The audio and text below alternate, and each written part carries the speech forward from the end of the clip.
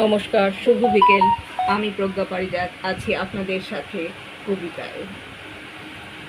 এই মহুয়া বইটি থেকে আমি কবিতাটি পড়ব, সুকুমার কর্মকারের লেখা কবিতা।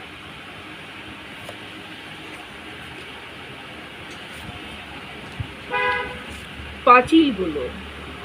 কবিতা নাম 21/10/2024। সেদিন কত সুন্দর ছিল পরম্পরার আনাগোনায়, এখন যেন কেমন একা পাঁচিল ঘেরা দেয়ালটায়। আদান প্রদান ছিটে ফোটা আগের মতো নাইকো আর, চোখের ভাষা বলছে কথা, মুখের ভাষা কি দরকার।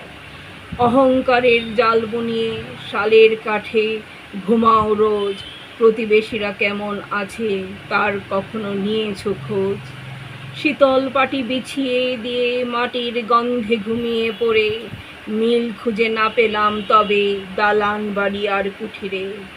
ভাগ করে নিত আনন্দ যে দুঃখের ভাগী ছিল সবাই, একের ঘরে কমতি হলে অন্যের ঘরে আনতে তাই। উঁচুমানের মানুষ ছিল, সীমানা ঘেরা ছিল না তার, সবাই যেত সবার বাড়ি, আপন যেন সবার ঘর। আবার যদি আসতো ফিরে আগের মতো সেই সুদিন, পাঁচিলগুলো দিতাম ভেঙে, হতাম না হৃদয়হীন।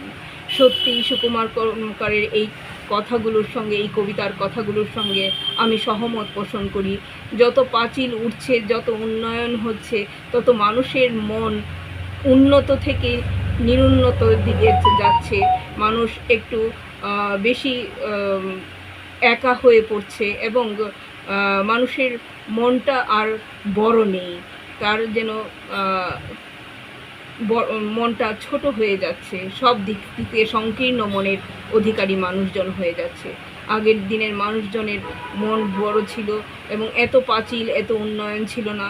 হয়তো মানুষের ঘরে এত খাবার দাবারও সেরকম ছিল না, অভাব অনটন ছিল, কিন্তু মানুষের মন বড় ছিল, ভীষণ বড় ছিল এবং ওরা সত্যি একে অপরের পাশে থাকতো, দলবদ্ধভাবে থাকতো। এখন মানুষ একা হয়ে পড়ছে, নিউক্লিয়ার হয়ে পড়ছে, মানুষের মন নষ্ট হচ্ছে।